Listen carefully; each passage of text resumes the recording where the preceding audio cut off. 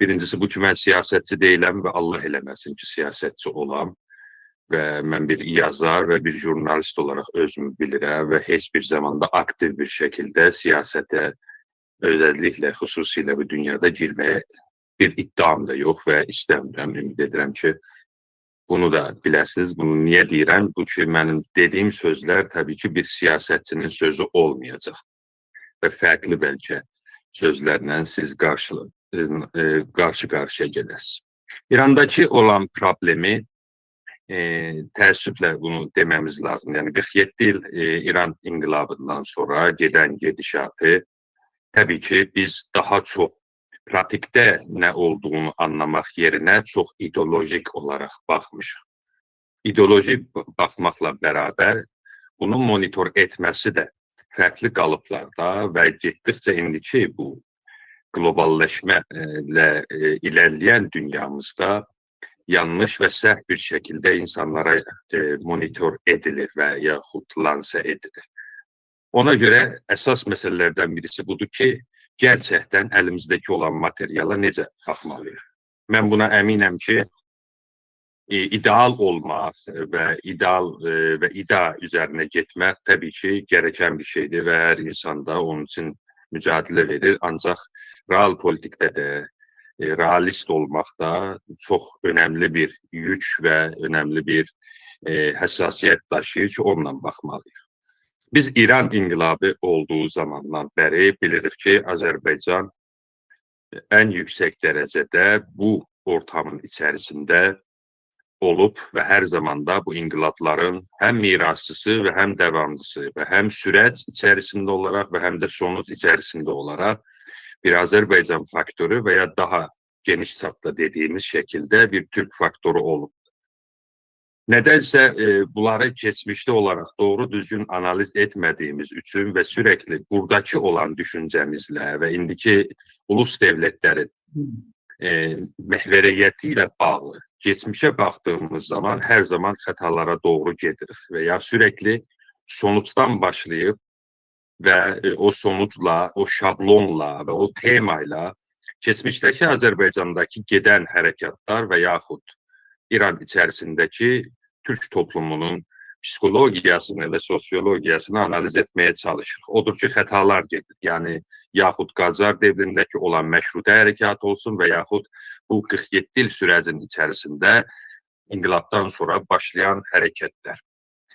Təbii ki, biz özümüz də Azərbaycanlılar olaraq və Türklər olaraq bu inqilabın başlanmasında və onun səmərə çatmasında böyük bir qatqımız var. Bu negativ və ya pozitiv olaraq dəyərləndirə bilər. Ancaq bizdə bunda bir ortaqlığımız var. Və əgər sonuçlar da indi bu şəkildə görülürsə, o sonuçlarda da bizim payımız var. Biz nə edə bilərik ki, özümüzü kənara çəkib və arındıraq, deyək ki, biz qurban kimi olmuşuq və nə edə bilərik ki, deyək ki, hər şey bizim əlimizdə olur. Tam bu ortamın içərisində get-gəllərlə Azərbaycan məşğul olur. Azərbaycan Xalq Müsəlman Hərəkatı təbii ki, inqilabdan sonra başlaması ilə bərabər və ondan öncə də Azərbaycanlıların çoxu hərbiçi olduqlarından zaman orduda təsfiyələrin getməsi və yaxud Təbrizin önəmli hərəkətlərindən və Qumdakı olan ölən insanların 40-ını yaşatması ilə bərabər Azərbaycan mütləq bir şəkildə bunun içərisində olub. Ancaq heç bir zaman bundan faydalanmayıbdır və minlərcə insan qurban gedir. Paylaşılan bu pasta və qanlı pastanın içərisində, kekin içərisində təbii ki, fərqli qruplar soldan tutub və ya İslami qruplarda buna daxil olubdur. Halbuki bunun içərisində milli məfkürə olmasa da ki, o da yeni ya dediyimiz şəkildə tam mütəəxxir bir məfkürədir Azərbaycanlıların içərisində ki, Sovet dağıldığından sonra bu məfkürə yenə də canlanıbdır.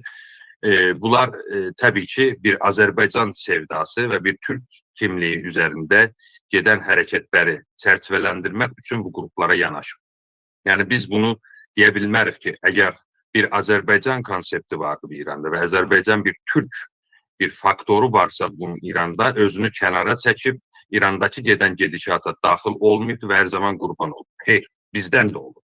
Mesela baktığımız zaman İran inqilabının başında mən daha önceki programlarda demişəm, bəlkə mənə təkrar ola bilər və çəkinirəm ki, təkrar olmasın, ancaq burada da deməm lazımdır. Bu ki, biz böyük bir səhvimiz olub və indiki gələn durumda da bizim böyük bir payımız olub və yanlışımız olub.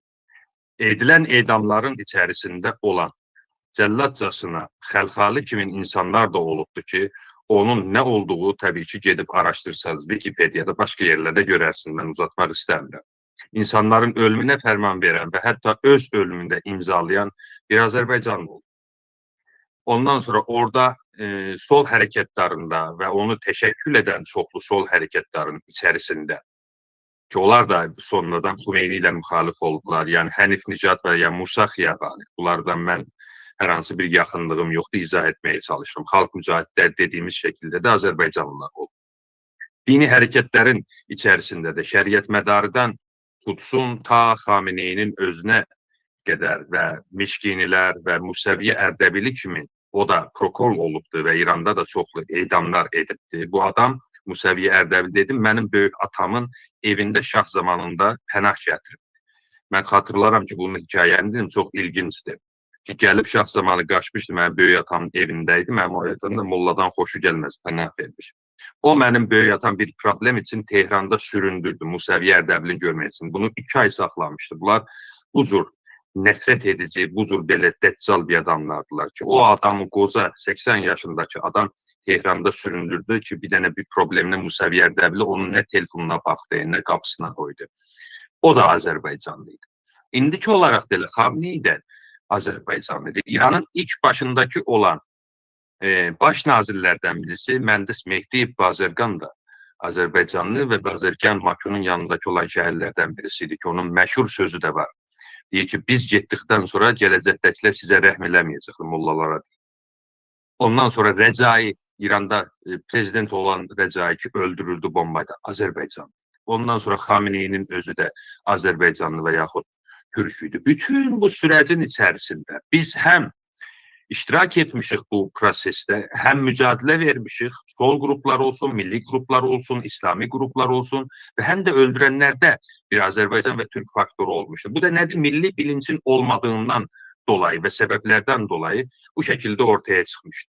Biz Yaşıl Hərəkatını da xatırlayırıq. Yəni bu prosesin içərisində gedən Yaşıl Hərəkatı və onun içərisində Mir Hüseyn Musəvi, Əli Xameneinin qohumlarından, Şeyx Məmməd Xiyabaninin qohumlarından olan ki, onun bibisi əridir Əli Xameneinin, o ortalıqda olan bir lider kimi çıxdı ortaya, amma yenə də gördük ki, durumu nə vəziyyətdə qaldı və haralara məhkum edildi və ev həbsini yaşadı. Sonra Təbrizdəki olan o polislər, ordudakı olan, o ərteşdəki olan, ordu dediyimiz, Sepahdakı olan adamların da çoxu da Azərbaycanlıdır ki, öldürənlər də Azərbaycanlı və ölən də Azərbaycanlı. Çalışan da Azərbaycanlı, çalışmayan da Azərbaycanlı, ağlayan da Azərbaycanlı, ağlamayan da Azərbaycanlı. Biz bütün bu prosesin içərisində yer aldığımız bir kisvəyik, %40 olan və İranın hər yerində, hər kəndində, köyündə, bıçaqçısından tutub da Xorasandan, Qəşqailə və Tehranın özünə qədər dağılmış bir millət, parçalanmış bir millət və buna da gərəkmir və lazım da deyil ki, hamısı militan şəkildə və hamısı bütün Azərbaycan və ya Türk məfkürəsinə vaqif olsunlar. Necə ki, baqqalından tutub və hətta bizə müxalif olanlar, bizi də eleşdirənlər də bura bir Azərbaycan və bir Türk toplumuydu ki. Sonuçda bunların hamısı birləşdiyi zamandakı bir yandan biz həm İrandakı gedən psixologiyadan etkilənirik və təsir altına qalırdıq. Bu sürəcin içərisində də biz təsir altında qaldıq. Biz yüzlər ildir ki, minlər ildir ki, bu toplumdan yaşamışıq. Biz nə qədər qəbul etsək də, etməsək də, bunun içərisindəki olan o genetik kodları olsa da, qorusaq onları da, ancaq bir toplumsal kod dediyimiz zaman onlardan da etkilənmişik. Yəni, bu anlama gəlmir ki, biz tamamilə özümüzü kənara çəkmişik, özümüzə görə bir başqa bir məfkürə və çərçivənin içərisində oradakı olan, İrandakı olan toplumda özümüzü bir qırağa çəkdiyimiz zaman bütün proseslərdən uzaq qalmışıq. Xeyr, biz daxil idik. Bunu niyə gəlirəm? Deyirəm ki, buradan başlayaq. Soru burada olur genəldə və mən Azərbaycan mediasında görürəm ki, Azərbaycanlılar niyə buna iştirak etmir? Və buna da bəhanələr gətirilir və deyilir ki, belə şah məsələsi olur. Təbii ki, o ola bilər, o tarixsel bir hadisədə ola bilər. Ancaq Azərbaycanlılar iştirak etdi. Azərbaycanlılar oldu. Mən bugün bir videoya baxırdım. Qan dondurucu bir videoya baxırdım ki, orada bir ana Türk dilindən ağlı balasına oxşama deyir. Və bu Tehrandadır, bu Qumdadır, falandır. Sən bunu deyənməsən ki, bu Azərbaycanlıdır və ya sən buna deyənməsən ki, mən demişəm sənə və şaha görə sən küçələrə çıxmacına və bundan mücadilə eləmək. Bu ananın oxşamasının cavabdehi, bu ananın oxşamasının qabağında bizim məsuliyyətimiz nədir? Bizim məsuliyyətimiz bu mudur ki, yəni pəsivliyimizi bəzən olaraq bu şəkildə izah edərək və hətta sükutumuzu bəzən oturub ki, bu hakimiyyətə qarşı izah etmənin yerinə o ananın da cavabını verməmiz lazım. Elə bizim məsuliyyətimiz bunda da budur ki, bunun yanında da Pezeşkiyanı gətirib oraya yerləşdirən Azərbaycan xalqı, Türk xalqı ondan sorması gerekirdi ki, sən bunun niyə imzasını atırsan ki, oradakı Azərbaycan balası ağlar qalsın və bu şəkildə olsun. Buna da cavab verməmiz lazımdır. Məsələ budur ki, biz özümüzü dartmalıyıq və məhkəmədə qoymalıyıq özümüzün qabağında və ədalətli bir şəkildə davranmalıyıq ki, niyə biz bu duruma gəldik? Niyə bu vəziyyətdəyik? Niyə 105 ildir geçir o Aşura günündən Təbrizdə 1190 şəmsi Günəş ilində ki, Siqətül İslam və Əli misyonun balalarını edam edirdilər. Aşura günü məşrutəçilər gedib deyirlər ki, ay bala, Təbrizdə 200 Rus saldatı var. Sizlər minlər nəfərsiniz, burada sinəzən edirsiniz. Oxşuyursa, gəlin onların yanına qoymayaq edam eləsin. Dedilər, onların tüfəngi var, bizi öldürüldü. Əhməd Kəsrəvi bunu yazdı. Bu məfkürə niyə dəyişmədi? Niyə bu qopuqluqlar oldu? Niyə biz özümüzün pasivli olduğunu Azərbaycan millətinə yazıb? Niyə Azərbaycan milləti Tehranda olmadı mı? Necə 1979 kimi? Azərbaycan milləti həbslərdə 80'lerde olmadı mı? Öldürülmedi mi? 1980'ler, 85'ler kimi. Azərbaycan milləti İran-İraq savaşında ordular olarak balaları 15, 15, 16, 17 yaşındaki gedib orada şəhid olmadılar mı? Oldular. Bəs biz bunun içindəyik. Biz bundan qaçanmarıq ki, deyək ki, bir genel bir psikolojisi var. Biz bundan ayrıldıq, kənara oturduk. Xeyr. Bəlkə İran hakimiyyəti gəldi bizim en həssas damarımızdan birisindən ki, 1946'lar, 45'lerdeki olan o hadise ki bizim beynimizde vardı ve o qətliam ki olmuştu şah devrində Azərbaycanlıları onu istifadə edərək, bunu kullanaraq gətirdi bizi kənara çəkdi ki, buradaki olan aksiyalar, buradaki olan protestoların mahiyyəti o qondarma Pəhləvinin kisvəsi altında lanse edilsin və monitor edilsin və bunu istifadə etdi. Azərbaycan kənara çəkildi. Amma Azərbaycan makro şəkildə də kənara çəkilsə, Azərbaycanın olan mikro kəsimləri ki, fərqli yerlərdə damar-damar qılcaq damarlarına qədər giriblər, onlar iştirak etmişdir. Tehranın ətrafındakı olan kətlərə baxdığınız zaman, Tehranın cənubundakı olan göçmən, işçi şəkildəki Ərdəbildən, Germidən gedib orada və çalışırlar. Hələ də Tehranın ləhcəsində də təsiri vardı Azərbaycan Türk ləhcəsi ki, cənub ləhcəsi deyirlər onu. Türkün K və bizim Ç dediğimiz ləhcə vardı. O adamlar iştirak etmişler. Ac, səfil adamlar. Endekslərə baxdığımız zaman Azərbaycanın İran parlamentində verilən endekslərə səfalət endeksi, yoxsulluq xəttinin aşağısında olması, işsizliği tamamilə Azərbaycanlıların yaşadığı və ya Türklərin yaşadığı bölgələrin bunun altında olması ilə bərabər onlar yaşamışlar. Çünki biz qopuqluğumuzu bundan izah etməyə çalışdıq. Biz bir tarixsel süreci ki devrimdə və inqilabda və ondan sonraki ondan önce məşrutədən başlayan buraya qədər bu kopukluğu yaşadık. Bu da Azərbaycan aydınıyla, düşünürüyle, münəvvəriyle olan bağlılıq və xalqınla olan bağlılıq. Çünkü Azərbaycan münəvvəri və Azərbaycan xalqı bunu yansıtmadı. Azərbaycan münəvvəri və Azərbaycan xalqı daha önceki dediğimiz Altın Çağ dönemi, Məhəmməd Əmir Rəsulzadə dönemi və ya daha önceki dediğimiz Qafqazlardakı gedən en önemli bizim çağımızdaki olan fikriyat ve marifləşdirmə dönemini davamçısı ola bilmədi. Ya məşrutə döneminde İstanbul'dan gedən bizə Tahir Təbrizli Əxtər qəzeti və oradakı gedən Əncümən-i Səadətin davamçısı olanmadı. Və bu qopuqluğu xaricdə də yaşadı və bu qopuqluğu sonrasında da müstəqil olan Azərbaycan devlətinin politikasının olmaması, müstəqil olan Azərbaycan devlətinin hər hansı bir stratejisinin olmaması, müstəqil olan Azərbaycanın devlətinin İrandakı gedən hadisələrə nə öz gözü ilə, nə Azərbaycan gözü ilə, nə Türk gözü ilə, bəlkə başqa xarici qüvvələr gözündən baxması ilə məsələni daha güvənlik haline gətirməsi, bu anlama gəlmir, dırnaq arası deyirəm ki, İran hakimiyyəti faşist bir hükümətdir, onun politikaları var və ancaq bunun antitezi bu şəkildə değildir. Bu antitezi bu şekilde devam etmesi de doğru değildi ki bu hale getirdi. Eğer bizim indi bu yoksulluğumuzla ve İran'daki bu hareketlere iştirakımız tamamıyla pasif hale gelir, bu onlar değil ki Azerbaycan'ın veya Türklerin bir potansiyeli yoktur.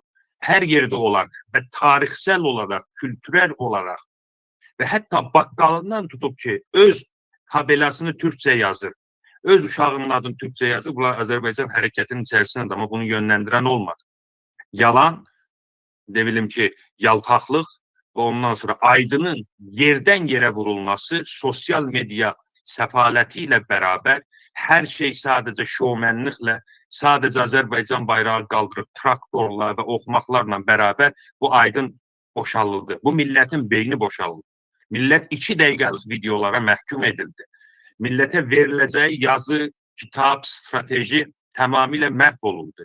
Öğrenci verilmədi. Öğrenciler gedib əskidən tarixdə oxurdular. Abbas Mirzə döneminden başlayan ki, hareketler başladı, tərcümə nəşriyyatı başladı, başka şeyler başladı. İlk bizim Türkçe kitabımızı o dönemde Alexander Duman'ın kitabını çevirdiler.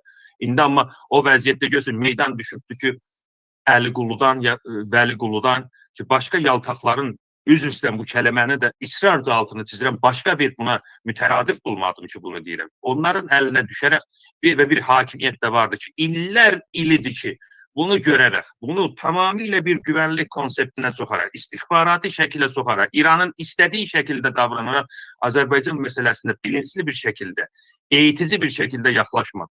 İndiye kadar 10 ilin içerisinde, 30 ilin içerisindeki vardı 10 tane öğrenci dünyanın farklı yerlerinde, Harvard'da, MIT'de falan okumağa pul bulamayan bir diaspora, okumaya pul bulamayan bir hakimiyet, okumaya pul bulamayan bu toplumun bu kadar zengin olan adamız ki 300 nefer adamı bize yetiştirerdi ki bu hassas yerlerde eləyə bilərlər ki Türk ve Azerbaycan məfkürəsindən bunu yönetələr. Olmadı. Ve indi meydan düşür onların eline. Meydan düşür o adamlara ki millet hareket eder, sonra arkadan gelir. Arkadan gelen liderler değil ya, önder lazımdı. Arkadan gelen değil ve bunlar olmaz. Çünkü bütün İran'daki giden proseslerin içerisinde bizi pasif hale düşürdüler. Ve bizi elə bir hale koydular ki İran Respublikasının yanında olan gösterdiler. Pezeşkiyanı bizde getirmekle beraber vədələr falan hamısı boşuna gitti. Ne Urmu Gölü kurtuldu, ne Türk dili resmi dili oldu, ne Azerbaycanlılar onun yanında yerleştiler ve bu məhkürəni devam ettiler. Hiçbir şeyde koymayıplar ki biz öz parmağı, o da bizim susumuzdu. Hiçbir zaman o Deccal hakimiyet bunu edecekti. Deccal hakimiyet bunu edecekti. Sende %40 o toplumun gücü senin elinde ve onu senden alacaktı, oyunlara falan getirecek. Ve herkesle bu konuda danışıldı. Adına bir şey vurdular, marka vurdular, onu başka yerlerinde ve sessizleştirdiler. Bir çekirdek oluşturdu. Hain düzelden çekirdek oluşturdu. Yani bir aydın bir insan bu çekirdeğin içerisinde gelip bir danışa, bir değişiklikle ona da izin vermedi. Ve tamamıyla popülist bir şekilde sosyal medya fenomenini, şartlabanlığı ve klavye sultanlığı yaparak bizim hareketimizi devam ettirmeye çalıştılar. İnsanlar öldü, şehit oldu. Bunun cevabını kim verecek? Yani bu qanın durdurulması ve bu qanı savunup, bunu köynək kimin əlində tutup, yine de küsələrə getmənin də düzdür. Mən çağırış vermirəm, məsuliyyətini də qəbul edirəm. Ama o qanların cevabını kim verəcək? Azərbaycan bunun intiqamı değil daha çok, ədalətini, məhkəməsini alabilecek mi? Bunu burada Pezeşkiyandan buradan sorabilecek mi? Gələcəkdəki bu vəziyyətdə ki olur bu şekilde, bu cür devam edecek mi? Yani İran bir iç savaşa giderse, atıram, Xameneyi tamamıyla ölkəni qana boyarsa, öldürürse ve Amerika hücum ederse veya İsrail hücum ederse buna herhangi bir politika var mı? Yoktur. Ve siz düşünürsünüz ki oradaki olan insanlar bu kadar mühacir, bu kadar göçmen olarak bütün sərhədlər bağlanacaktır ve orada insanlar mutlu şekilde Azerbaycan'a mı gelecek? Yok. Azerbaycan'ın əslən potansiyel olarak baktığımız zaman əlaqələri də qoyaq, bir millət, bir kültür falan koyduğumuz zaman 35 milyon 40 milyon insanın orada potansiyel yerleşmesi var mı? Veya Türkiye'de var mı? Bu sefalet bize tehmil olacak. Bu sefaleti ortak olan ki bizlerin aydınları da var onun içinde. Ve en esas sorumlusu cinayetkar bir hakimiyet, faşist bir hakimiyet, ayrımcılık eden bir hakimiyet de var ama biz de buna ortak. Biz o zamanki öz suçumuzu bilmesek ve biz o zamanki arkada maddileşip fonlaşmakla beraber institutlar kurmazsak, insanları marifləsək, elə bunu biz 10 il sonra da bu şekilde danışacağız. Hiçbir çözüm görünmür. Bu sefalətin içerisinde, bu bədbaxtlıq içerisinde her hansı bir yolda görünmür ki, eğer bu şekilde devam ederse. Niye? Yol görünür. Qan yolu görünür, səfalət, savaş yolu görünür. Və bu fürsət bizdən alınırsa, yəni demokratiyaya adım-adım getmək, step by step getmək bizdən alınırsa və biz orqanlar düzəltmək, yəni bu strukturları yenidən yaratma imkanımız olmazsa, biz bu xalqı qurtaranmarıq. Biz bu xalqı maarifləşdirənmərik. Biz bu xalqa deyənmərik ki, sən Azərbaycanlı bir Türk ola bilərsən. Ancaq bu o anlama deyil ki, o qədər qutsalsan ki, sən bir xəta görənməsən, qatil olanmasan. Evet, bizde de katil var.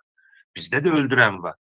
Bizde de cani var. Bizde de orada oturup başta emir veren, öldürenler falan da var. Hatta bu Rıza Pəhləvinin özüne baksan, soyuna köküne geçen Azerbaycanlıdır. İndi kukla kimin oyuncaq olup da orada radikal panİranist düşüncesini orada aparır qabağa, Əli Xamni, radikal İslamcılıq. Ve biz bunların ortasında qalmışıq.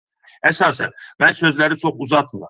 Birazcık da üzr istəyirəm. Dərtli adamdır. Deyərlər, dərtli adamın belə səsi yüksəkdən gələ və ağır olaraq şərtlərimiz, yəni 8 gün, 9 gündə adam anasıyla danışa bilmir, dostlarıyla danışa bilmir, orada əlaqələr kəsilibdir, yəni burada partdır, ölkənin dışındasan, bilmirsən ki, ailənin başına nə gəlibdir, bunları demək məcburiyyətini qalır. Nitekim budur ki, əsas yollardan birisi budur ki, biz oturub olaylar olduqdan sonra nə etməliyik, deməməliyik. Biz indi gərək bizim institutlərimiz olar. İndi gərək bizim neçə dənə adamımız olardı ki, tərbiyyət olunardı ki, gedib Hollanda parlamentosunda, başqa yerin parlamentosunda işi öyrənərdilər, demokratiyanın nə olduğunu öyrənərdilər.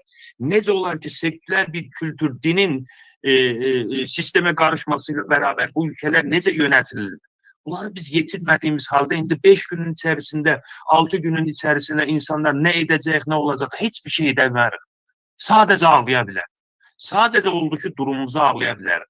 Sadəcə ən azından bəziləri də səssizliğə özümüzü bürünə bilər. O insanların, oradakı olan anaların ağlamalarını, oradakı olan balaların ağlamalına ortaq ola bilərik. Bu ağlamaq bitmir.